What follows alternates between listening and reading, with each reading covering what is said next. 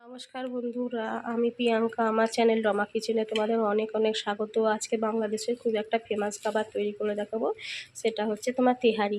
তেহারি বানাতে এখানে নিয়ে নিয়েছি গোবিন্দভোগ চাল, এখানে নিয়ে নিয়েছি ঘি, এখানে নিয়েছি চিকেন, এখানে আদা রসুন লঙ্কা, এখানে নিয়েছি দারচিনি এলাচ, গোটা গরম মশলা যেটা বলছি সেটা, পেঁয়াজ টমেটো। এই গোবিন্দভোগ চালটাকে ভালো করে ভিজিয়ে রেখেছি। এবার এটাকে আমরা আধ ঘন্টা ভিজিয়ে রাখবো। তারপরে এটাকে আমরা চালটা কিন্তু আমাদের ভালো করে ভিজে গেছে, এটা আমি জল ঝরাতে রেখে আমাদের কিন্তু কড়াইটা গরম হয়ে গেছে। এবার আমরা এর মধ্যে পরিমাণ মতন সাদা তেল দিয়ে দিলাম।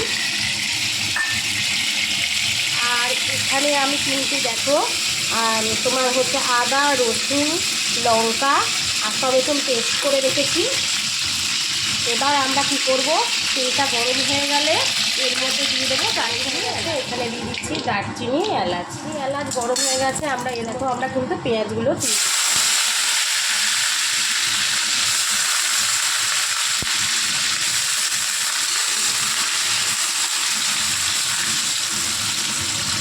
আর আজকে জামাই ষষ্ঠী তোমাদের সবাইকে অনেক অনেক শুভেচ্ছা।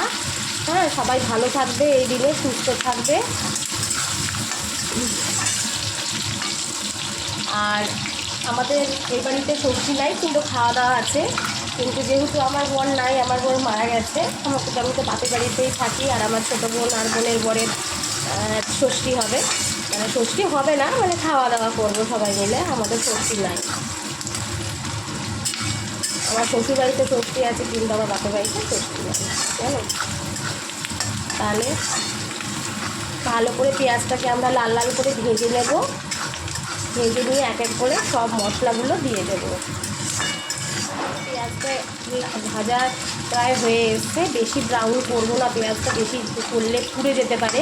এবার আমরা এই যে মশলা বাটাটা যেটা রয়েছে, এই বাটাটা দিয়ে দেবো। বাটাটার মধ্যে কী কী রয়েছে আমি আর একবার বলে দিচ্ছি। এটার মধ্যে রয়েছে পেঁয়াজ আদা রসুন লঙ্কা আর টমেটো। এটাকে আমরা ভালো করে কষিয়ে নিচ্ছি, দেখো খুব ভালো করে। এবার এটা ভালো করে কষে যাবে, এর মধ্যে দেবো নুন হলুদ, তারপরে চিকেনটা দিয়ে কষাবো। এর মধ্যে দেবো হলুদ, পরিমাণ মতন হলুদ দিলাম। আর এখানে আমি পরিমাণ মতন নুন দিয়ে দিচ্ছি, আমার যতটা লাগবে, পরে লাগলে দেবো। দিয়ে এটা ভালো করে কষাবো। আমার রান্না তোমরা কেউই দেখো না, লাইক দিচ্ছ না। আমার রান্না হচ্ছে, আমার পাশে তোমরা কেউ থাকছো না। যারা রয়েছো তারা অনেকে কমেন্ট করছে, লাইক দিচ্ছে, পাশে আছে, তাদের অনেক ধন্যবাদ। আর পম্পাদিকে অনেক অনেক ধন্যবাদ। পম্পাদি আমার ভিডিও দেখে আমাদের হচ্ছে লাইক কমেন্ট করো, তোমাকে অনেক ধন্যবাদ দিদি আমার পাশে থাকার জন্য। এরকম করে সবাই আমার একটু পাশে থাকো, আমি যেন এগোতে পারি। বুঝতেই তো পারছো, আমার ছোটো বাচ্চা নিয়ে আমাকে এগোনোর জন্য আমি একটু এগোতে চাইছি, যাতে বাচ্চা নিয়ে আমি বাচ্চাটাকে ছেলেটাকে বড় করতে পারি, মানুষ করতে পারি। তোমরা আমার পাশে থাকলে আমি অবশ্যই পারবো একটু দাঁড়াতে। দেখো ভালো করে কিন্তু আমি এটা কষিয়ে নিচ্ছি, খুব ভালো করে কষিয়ে নিচ্ছি এটাকে। ভালো করে কষে গেলে তখন আমি এর মধ্যে কিন্তু চিকেনটা অ্যাড করব। এখন আমরা কিন্তু এটাকে খুব ভালো করে কষিয়ে নিচ্ছি। এটা কিন্তু আমাদের অনেকটাই কষানো প্রায় হয়ে গেছে।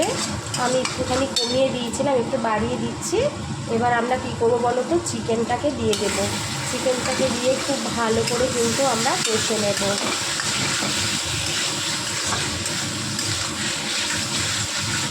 খেতে কিন্তু এটা খুব ভালো হয়, এই তেহারি খেতে কিন্তু সত্যি খুব ভালো হয়। এটা বাংলাদেশের একটি রান্না, কিন্তু এটা মটন দিয়েও করে অনেকে।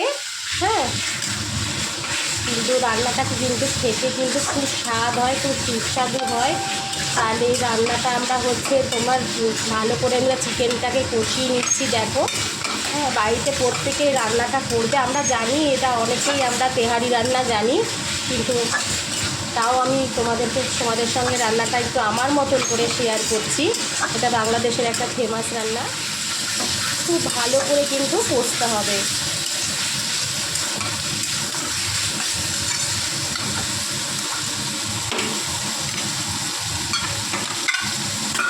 এবার আমরা কি করব, এটাকে আমরা একটু ঢাকা দিয়ে দেবো। আর এটাকে সিম করে দেখো, এটা কিন্তু এরকম তেল ছেড়ে গেছে। হ্যাঁ, দেখেছো কি সুন্দর কিন্তু তেল ছেড়ে গেছে এটাকে। আমি কিন্তু জল দিইনি, কিচ্ছু দিইনি, দেখেছো মানে তেল ছেড়ে গেছে। দেখো মাংসটা অনেকটা হয়েও গেছে পুরোটা। এবার কিন্তু আমি এর মধ্যে দিয়ে দেবো চালটা। এখানে তোমার 500 গ্রাম গোবিন্দভোগ চাল আছে, আমি সবটা দিয়ে দিলাম। দিয়ে এর সঙ্গে খুব ভালো করে কিন্তু এটা আমি মিশিয়ে নিচ্ছি।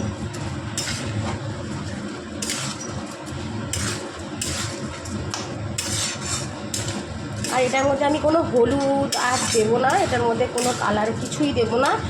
এই সুন্দর দেখবে একটা হলদে কালার চলে এসেছে, কারণ এর মধ্যে অলরেডি হলুদ দেওয়া আছে। এটাকে খুব ভালো করে আমি ভেজে নেব।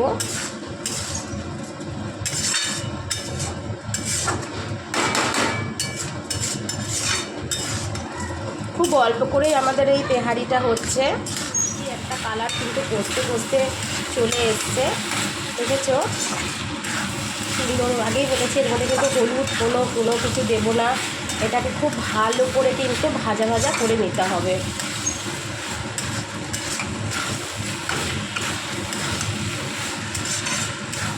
এটা তোমরা হলুদ ছাড়াও করতে পারো, অনেকে এটা হলুদ ছাড়াও করে, কিন্তু আমরা যেহেতু বাঙালি একটুখানি, সবাই বাঙালি কিন্তু একটু হলুদ আমরা একটু দিলে আর কি ভালো লাগে, তাই একটু হলুদ আর কি দিলাম।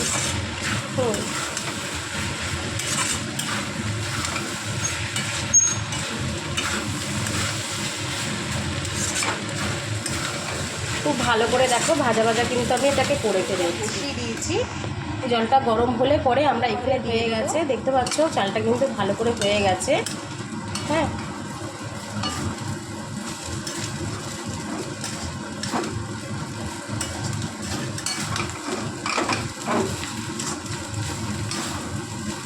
এবার এটা দিয়েছি। গরম জলটা প্রায় হয়ে এসছে, গরম জলটা হয়ে গেলে এর মধ্যে দিয়ে, তো গরম জলটা দেখো আমাদের ফুটে গেছে। গরম জলটা কিন্তু আমরা এর মধ্যে দিয়ে দেব। গরম জলটা দিয়ে দিয়েছি, এটা আমরা নেড়ে নিচ্ছি।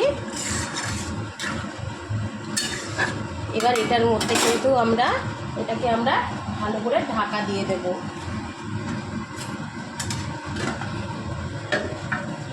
এখানে পরিমাণ মতন, হ্যাঁ বেশি দেবো না, আর একটু ঘি দিয়ে দেবো। ঘিটা আমি ওখানে দিয়ে দেবো। আমার মা এসছে, মাকেই বলি ঘি দিয়ে দেবো। মাটা ঘিটা দিয়ে দাও তো, এই যে ঘিটা, এখানে ঘিটা উপর থেকে দিয়ে দাও।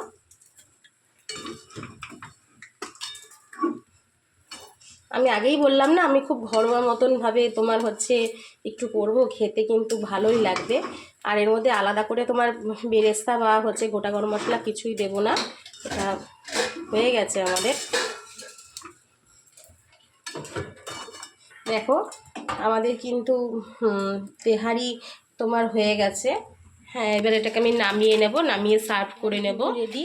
আমার এই রেসিপিটা কেমন লাগলো আমাকে অবশ্যই কিন্তু কমেন্ট করে জানাবে। আমার রান্নাগুলো ভালো লাগলে অবশ্যই সাবস্ক্রাইব করবে, কমেন্ট করবে, আর একটা লাইক দিতে কিন্তু ভুলবে না। কালকে আবার নতুন রেসিপি নিয়ে আমি আসবো।